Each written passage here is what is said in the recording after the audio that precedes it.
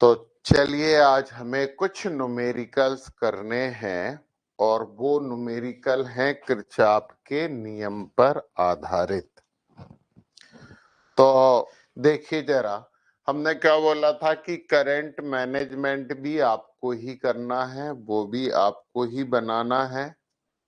तो सबसे simple numerical से करेंगे, बहुत सिंपल। सबसे पहला कि हमारे पास एक सर्किट है और उस सर्किट में ये दो रेजिस्टेंस लगे हुए हैं और यहाँ है एक सेल और सेल का ईएमएफ 10 वोल्ट है। फ्लो हो रहा है वो तो नहीं दिया, 2 ओम है और ये है 3 ओम।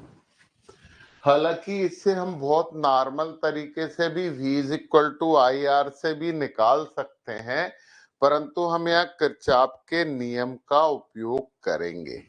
किरचॉफ के नियम का उपयोग करेंगे। देखिए जरा, अब हमें नहीं पता है इसमें करंट फ्लो हो रहा है आई धारा इसमें प्रवाहित हो रही है।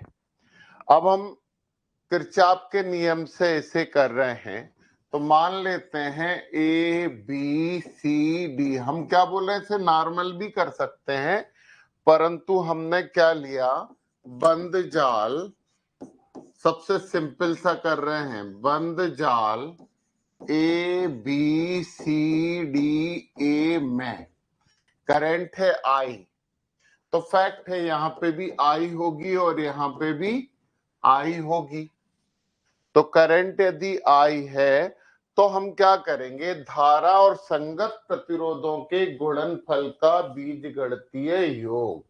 धारा और संगत, तो देखिए जरा, बंद जाल में A B C D A में क्या है, ये हो जाएगा 2i प्लस, आगे बढ़ रहा है हमारे डायरेक्शन में है 3i और सामने कितना है 10 वोल्ट, ये हो जाएगा 5i बराबर 10 वोल्ट।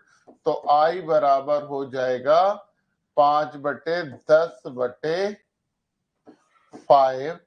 तो 10 वोल्ट लिखने की जरूरत नहीं है, यहाँ पे हम इससे ऐसे कर देते हैं, है ना, 10 है तो I बराबर 5 दूनी 2 एम्पियर आ गई, ये हमारी करंट आ गई है।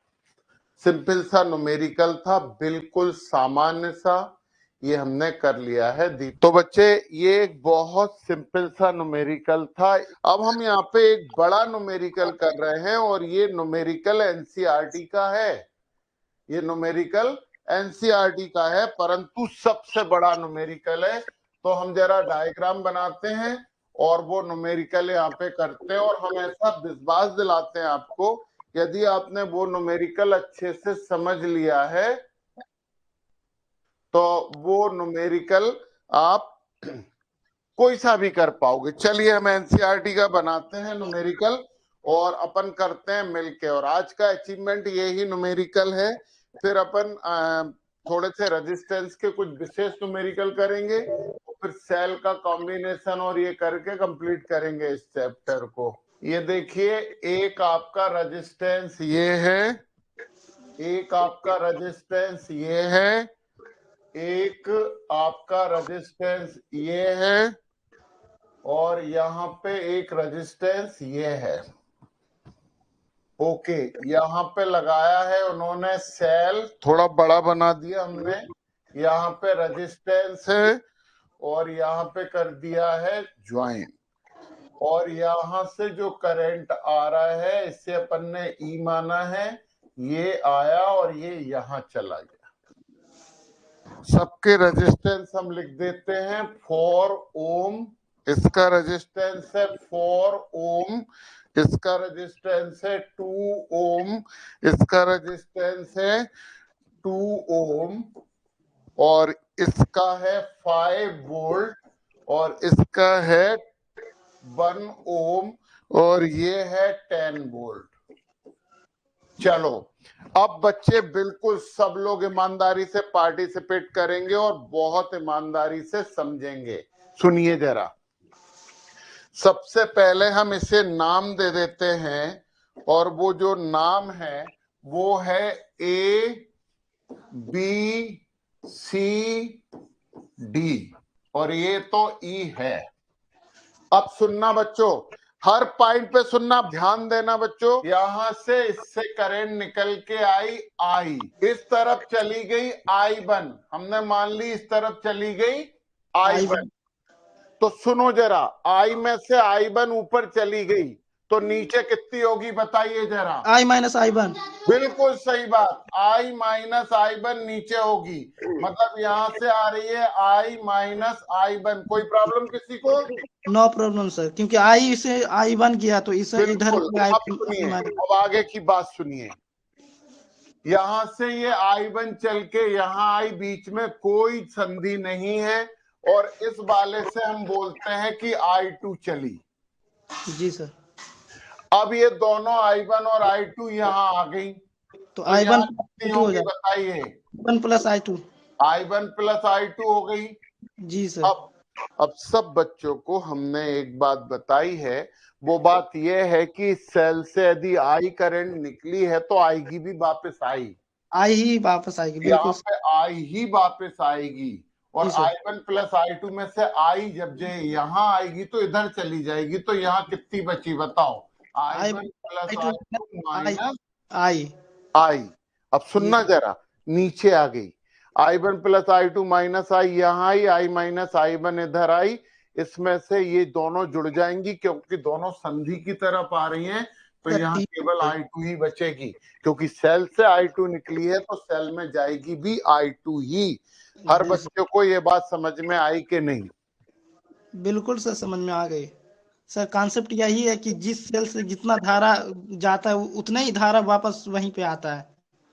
बिल्कुल, किसी सेल से जितना धारा आता है उतना ही आता। आरती मैडम जी देखिए, संधि की तरफ कितनी आ रही है, I1 प्लस I2 माइनस आई, संधि पे आई, इधर से भी संधि की तरफ आ रही है, तो कुल धारा कितनी होगी, I1 प्लस I2 माइनस आई प्लस आई माइनस I1 बराबर 0।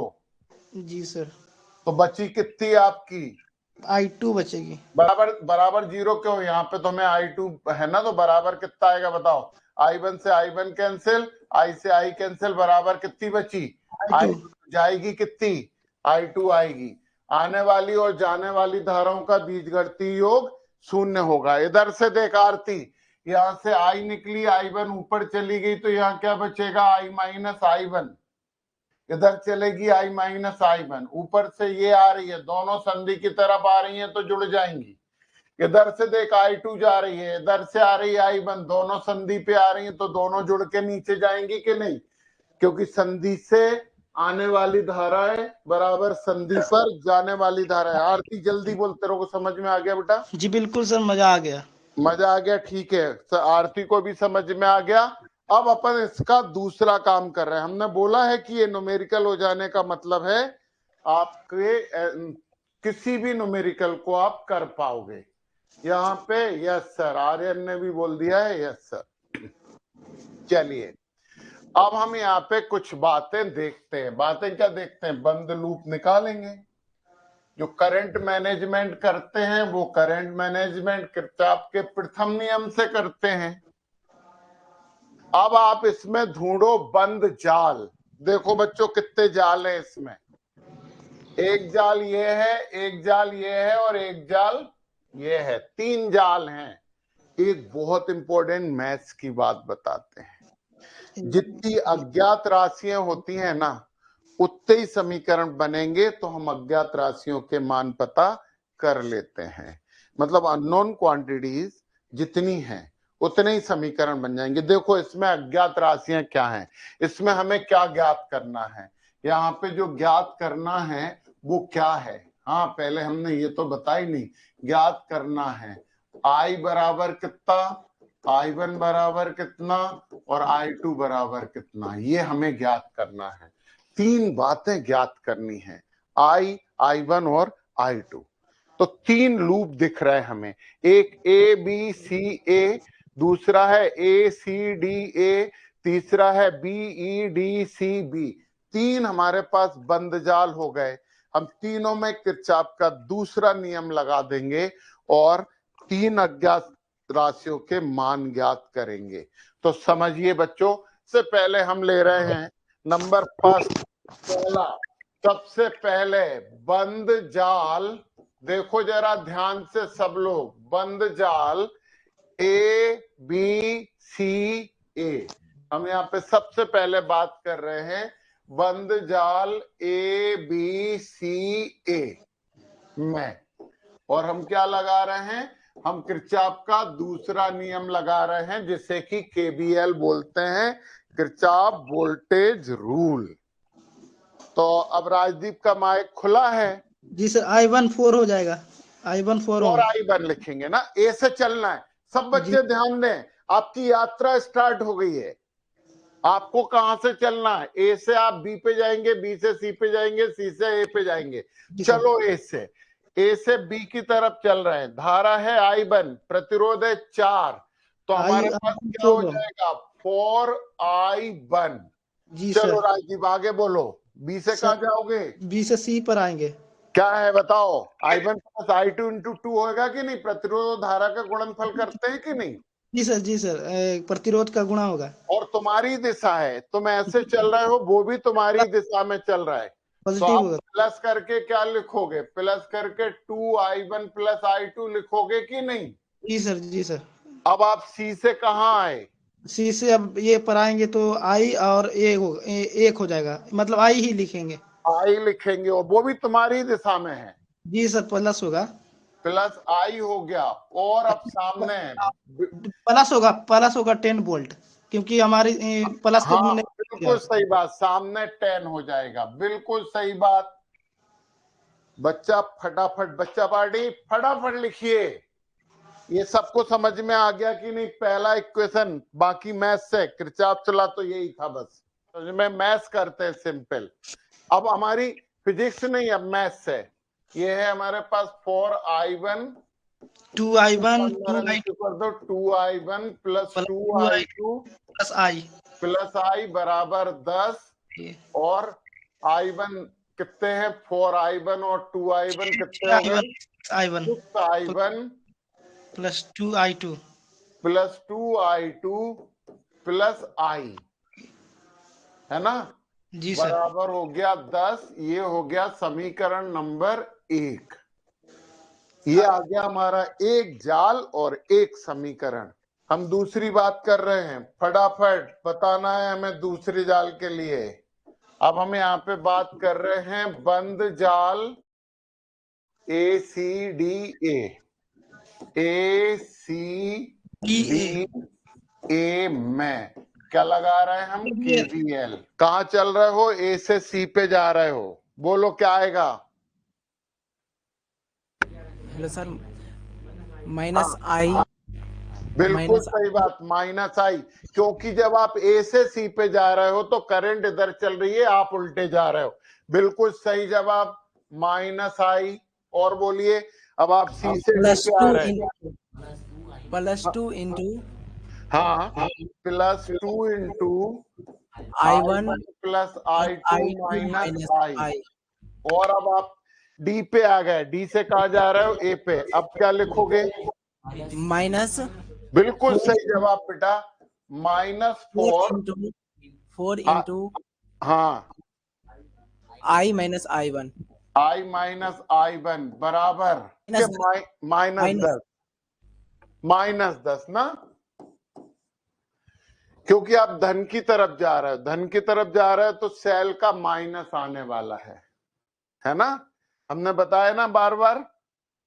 सॉल्व करो, ये हो गया माइनस आई प्लस 2 का अंदर इंटू कर दिया, 2I1 plus 2I2 minus 2I minus 4I minus 4I1 is equal to minus 10। तो देखो जरा, माइनस आई 2I1 प्लस 2I2 और माइनस 2I हो गया, इधर आ गया minus 4I, minus minus plus 4I1 होगा। अच्छा ये कह रहा था। अब आप देखिए जरा, सॉल्व करिए। तो जैसे इसमें पहले I1 लिखा अपन, इसमें भी पहले I1 लिखेंगे। ये है 2I1 और 4I1, कितना हो गया 6I1। फिर I2 की बात करो, 2I2 I2 एक ही है तो प्लस हो जाएगा 2I2। फिर आप I की बात करो, -I और -2I मतलब -3I और -4I, तो -7I, ये 7I हो गया बराबर -10 हो गया। ये इक्वेशन नंबर सेकंड हो गया। बच्चों को सबको समझ में आ गया है? फटाफट फटाफट फटाफट। सर 10 कैसे हो रहा है? 10 कैसे हो रहा? अच्छा हाँ, तू देख इसमें ये 10 वोल्ट का ईएमएफ है कि नहीं? धारा और प्रतिरोधों के गुणनफल का बीजगणितीय योग विद्युत वाहक बल के बीजगणितीय योग के बराबर होता है। तो इसमें ये है कि नहीं 10 वोल्ट का प्रतिरोध वो ईएमएफ सेल लगा है कि नहीं? तो ये सेल का लिखा है। समझ में आया ना? ये जल्दी बोल। सर मजा आ रहा है। Okay thank you. नाजिया समझ में आया? इसमें पहले धारा और प्रतिरोधों के गुणनफल करेंगे और फिर इसके बाद सामने उसमें जो सेल लगे हैं उनका विभवांतर लिखेंगे। तो वो 10 विभवांतर है। यस हाँ, रेगुलर रहो बेटा, जिन्हें अच्छा करना है वो रेगुलर लाइव में रहो। हमें एक बात समझ में नहीं आ रही कि फिजिक्स यहाँ हो रही है, केमिस्ट्री यहाँ हो रही है, मैथ्स भी हो रहा है, फिर बच्चे कोचिंग का की जा रहा है। जब आपको इतने सारे वीडियो सब मिल रहे हैं और आपको तो मौका भी मिल गया कि पूछ भी लोगे आप, तो चलो ये 2 हो गए। अब तीसरा, अब ये रानी बताएगी। रानी बेटा पहले ही बोल दिया तेरे से, तेरे को ही बताना है। चलो अब हम तीसरे वाले की बात कर रहे हैं और वो है बंद जाल। हाँ ठीक है, रानी तैयार है बताने के लिए। हम पहले बंद जाल ले लें। बंद जाल BCDEB, बंद जाल है BCDEB, ये बंद जाल है और इसमें लगाना है KBL। बोल बेटा रानी। सर 2 इंटू हाँ बिल्कुल 2 into I2 I1 plus I2। चलो आगे बोलो। और sir plus plus 2 into 2 into I1 plus I2 plus minus I। बिल्कुल सही बात, I1 plus I2 minus I। Very good, आगे बोलो। Plus I2। हाँ अब एक बहुत इंपॉर्टेंट बात सभी बच्चे समझें, इस I2 के साथ कोई प्रतिरोध नहीं है। इस Yes, sir. I2 के साथ कोई प्रतिरोध नहीं नहीं है, है। तो अपन यूज नहीं करेंगे उससे। प्रतिरोध नहीं सिर्फ है I2 तो अपन धारा को नहीं मानेंगे, लिखेंगे ही नहीं उससे। अब बराबर प्लस लिख I2। देंगे। बराबर कितना लिखना है? 5। 5 वोल्ट। बिल्कुल सही बात, बिल्कुल ये हो गया। इससे क्यों नहीं लिखा I2 को? क्योंकि इस ब्रांच में कहीं भी प्रतिरोध नहीं लिखा। प्रतिरोध लिखा होता तो लिखते। ये इंपॉर्टेंट बात है, नोट कर लो इस चीज को है। चलिए आगे सॉल्व करते हैं। 2I1 plus 2I2 plus 2I1 plus 2I2 minus 2I बराबर 5। तो 2I1 और 2I1 कितना हो जाएगा? 4I1 4I1। फिर 2I2 और 2I2 कितना हो गया? 4I2 और माइनस हो गया 2I बराबर हो गया 5। ये इक्वेशन नंबर हो गया 3। अब 3 हमारे पास इक्वेशन आ गए हैं, 3 इक्वेशन आ गए हैं और 3 ही अज्ञात राशियां हैं। तो पता है एक काम हम कर रहे हैं, कैलकुलेशन तुम कल करोगे, घर पे करोगे और कैलकुलेशन खुद करोगे, परंतु हमने तो फिजिक्स तो कर ली। तो हमें लगता है तुम लोग I1 I2 और I1 का मान निकाल लोगे यार। I1 I2 और I का मान निकाल लोगे, नहीं बने जिससे तो हमसे पूछ लेना, हम बता देंगे। ठीक बच्चे? चलो ये एक अच्छा न्यूमेरिकल अपन ने कर लिया और हमें लगता है किरचॉफ के नियम के कोई से भी न्यूमेरिकल कर लेंगे सब बच्चे।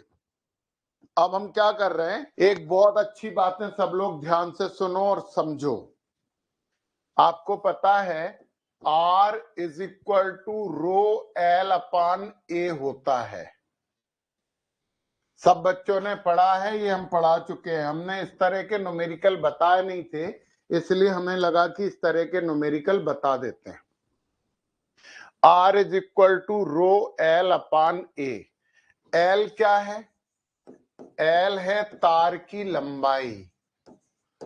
और ये अब काम की बात सुनो जरा, ये धारा की दिशा में हम वो ही एल लेंगे जो धारा की दिशा में है, समझ लो बच्चों। और ए क्या है? ए है अनुप्रस्थ काट का क्षेत्रफल। अनुप्रस्थ था, अनुप्रस्थ दो बार लिख दिया हमने। अनुप्रस्थ काट का क्षेत्रफल। काम की बात है, इसे नोट कर लोगे अभी के भी तो बहुत अच्छी बात होगी। अनुप्रस्थ काट का क्षेत्रफल ये होता है धारा के लंबवत।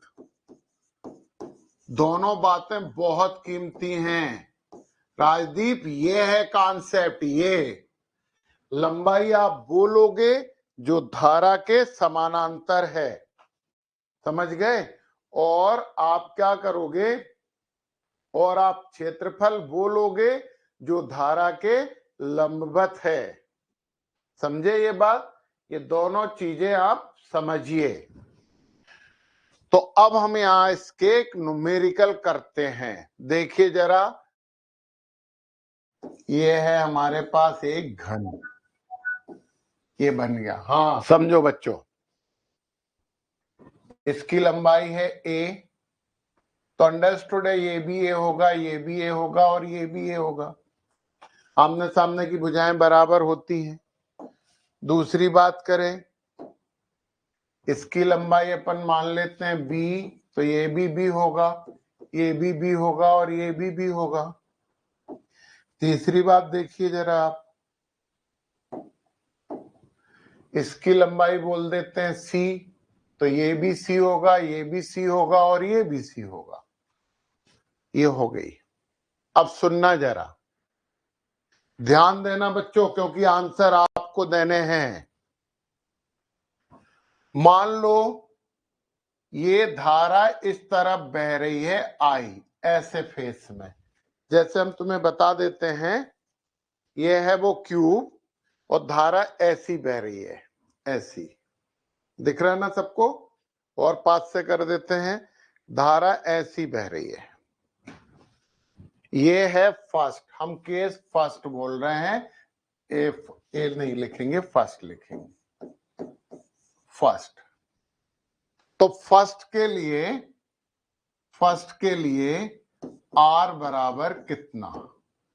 फर्स्ट के लिए आर बराबर कितना बताओ? धारा इधर से इधर बह रही है, फार्मूला लिखा R is equal to rho L upon A. तो फर्स्ट के लिए आर बराबर कितना? तो अपन R1 मान लेते हैं। तो R1 बराबर बताओ, प्रतिरोधकता तो रो ही है। बताओ लंबाई कौन सी लेंगे हम इसमें? लंबाई कौन सी लेंगे? ABC में से कौन सी लंबाई लेंगे? धारा ये जा रही है। हाँ कोई बता रहा है, राज देखो जरा ध्यान से। रानी बोल, क्या बोल रही है? सर लंबाई B लेंगे ना? लंबाई B लेंगे। तू बता बेटा, धारा इधर बह रही है तो ये B लंबाई होगी कि A लंबाई होगी? बता जरा सोच के। धारा ये जा रही है ऐसे। तो धारा की लंबवत न लेते हैं? लंबाई धारा के लंबवत नहीं लेते बहन जी, लंबाई धारा की दिशा में लेते हैं। सर हाँ बोलो। लंबाई a लेंगे। बिल्कुल, यहाँ पे L बराबर हो जाएगा A। सब समझ में आ गया? कंफ्यूजन तो नहीं है? दीपक क्या कह रहा है? दीपक बोल जल्दी, क्या बोल रहा है? ए होगी सर। हाँ A होगी, लंबाई A हो गई। और अब तू जरा हमें एरिया और बता दे कितना होगा दीपक? B into C. बिल्कुल सही, एरिया होगा B इंटू सी। कौन क्या कह रहा है? राजदीप बोल। बोल हेलो सर। राजदीप। हाँ सर बी हो जाएगा सर, क्योंकि क्षेत्र अनुपात का क्षेत्र धारा के अब लंबवत लेंगे। हाँ B इंटू सी होगा ना, क्षेत्रफल में तो लंबाई गुणित चौड़ाई होती है। चलो सुनो, तो हमारे पास अनुप्रस्थ काट का क्षेत्रफल B हो गया। इस वाले फार्मूले में हमें मान रखना है, तो रो ही रहेगा। L की जगह आ गया A और क्षेत्रफल की जगह आ गया BC। चलो और करेंगे अभी आगे, खत्म नहीं हुआ है ये। अब हम दूसरी बात कर रहे हैं, सेकंड वाली बात कर रहे हैं, और हम क्या कर रहे हैं, धारा ऐसी बह रही है आई, और ये है सेकंड, और इसका प्रतिरोध है R2। अब हमें बच्चे बताने वाले हैं फटाफट सेकंड R2 बराबर हमें निकालना है। तो इसके लिए L बराबर कितना होगा, बोलो राजदीप, L बराबर कितना होगा R2 के लिए? सर B हो जाएगा धारा, लंबाई B हो जाएगा। लंबाई B हो जाएगा, बिल्कुल सही है, लंबाई B हो गया। L is equal to B। Srijan A कितना होगा, जल्दी बता। Sir A into C. A into C, बिल्कुल सही बात, सही जवाब A इंटू सी। इसी फार्मूले में रख दो, तो R2 बराबर हो जाएगा रो बी अपान AC। अब हम एक और थर्ड कर रहे हैं। थर्ड सुनिए, थर्ड समझिए, धारा अंदर से आ रही है, इधर चल रही है आई, ऐसी ऐसी अंदर की तरफ, यहां से अंदर जा रही है, समझ में आ गया? धारा कहां जा रही है, अंदर की तरफ जा रही है। ओके प्रशांत सर के बच्चों, तो धारा अंदर की तरफ जा रही है, तो इसमें R3 होगा।